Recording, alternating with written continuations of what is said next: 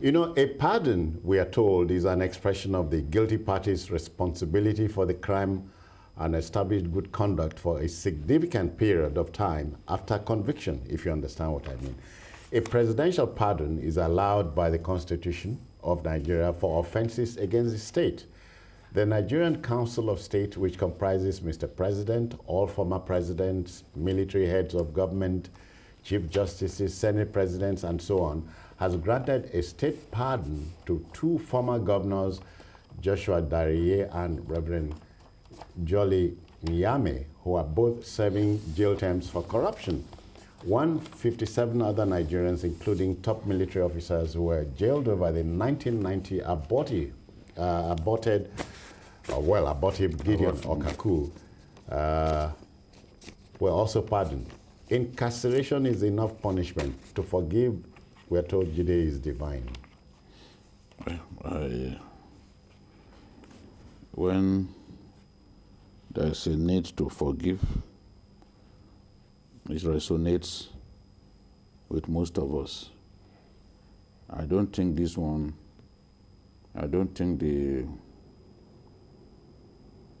proprietary of this one resonates with a good majority of Nigerians. Nigerians think that we are not even doing enough in terms of jailing corrupt people who have put us where we have found ourselves. Yeah.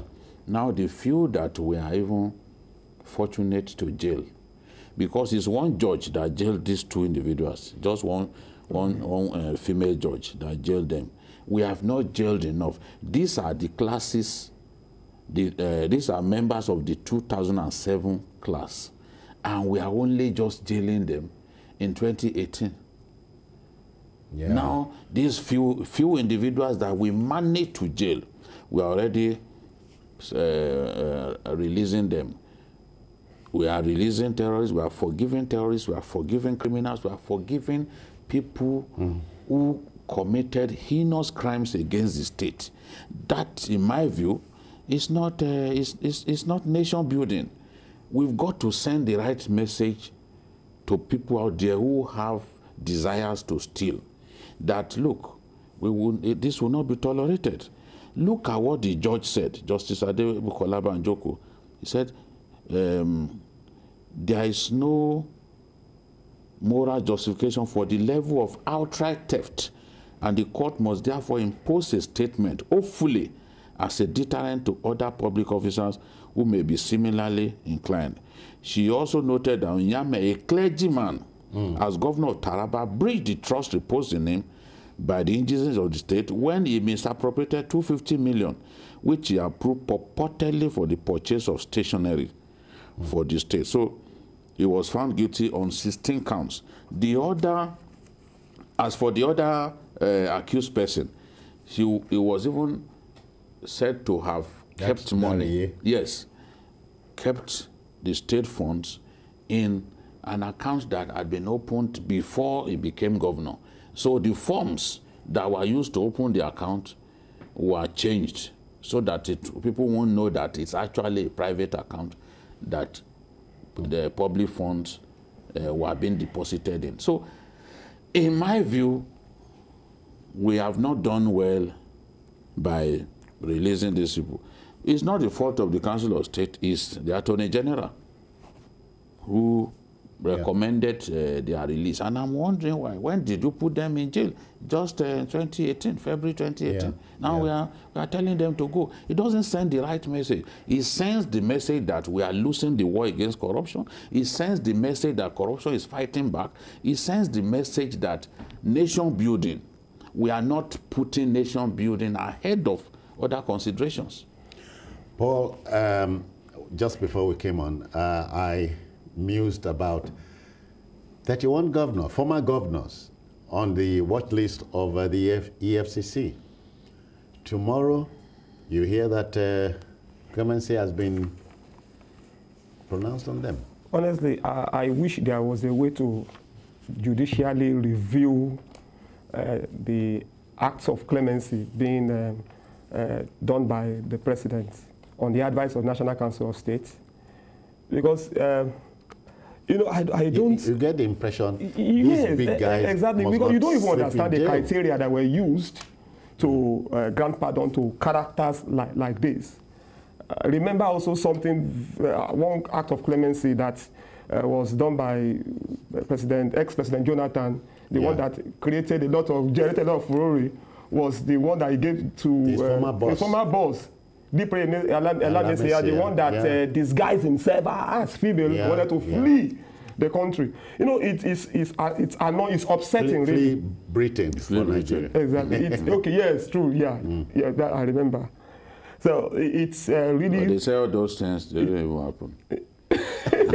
Yet, you know, somehow you found a way to beat the system. It didn't disguise as a woman. It's upsetting. You see, we are in a country where people go aspire for political offices just to steal. We are saying that we are rewarding stealing, we are rewarding crimes when we do things like this. You know? And yet, every wrongdoing, according to the law, must be punished. Exactly. So where's the punishment now? Somebody who was jailed. Wrongdoing are being overlooked now. Exactly. Yes. That's what we are saying. There are people who did not commit offenses as grievous as this in terms of the utilitarian implications of the offenses committed, in terms of the fact that not so many people were affected by the crimes that they committed. Okay, yeah. They are still rotting in jail now. Exactly. They don't have anybody to take their matter before the Council of State. That's why people say there are two sets of laws for our people. Yeah. You know? But if we need to, I wanted to read what the judge said in respect of Dariye. She held that evidence before the court confirmed huge outflow of funds from the Plateau State Treasury into accounts Dariye operated with All States Bank and Lion Bank, now Diamond Bank, arising from the name, using the name of, using the fictitious form. She said, as at the time the account was opened on December 19, 1999, the defendant was still governor of, was still the governor of Plateau. Plateau, yeah.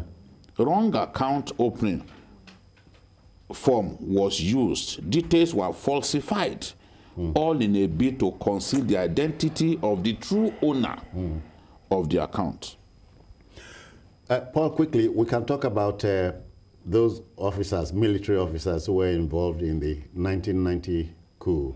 I can even understand why I can accept the pardon given to those ones, because they were actually trying to, as criminal as it might look, you know, under the military, it is when you fail as a coupist that you're not in trouble. But they were trying to change things then, because the military rule, it was during Babangida's era, and then things were not rosy in the country, things were bad, so they thought they could effect a change. But of course, what they were doing wasn't successful.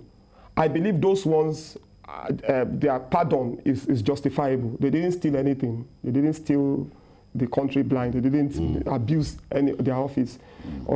Yeah, but what we're saying is, Mr. President, we can't begrudge you.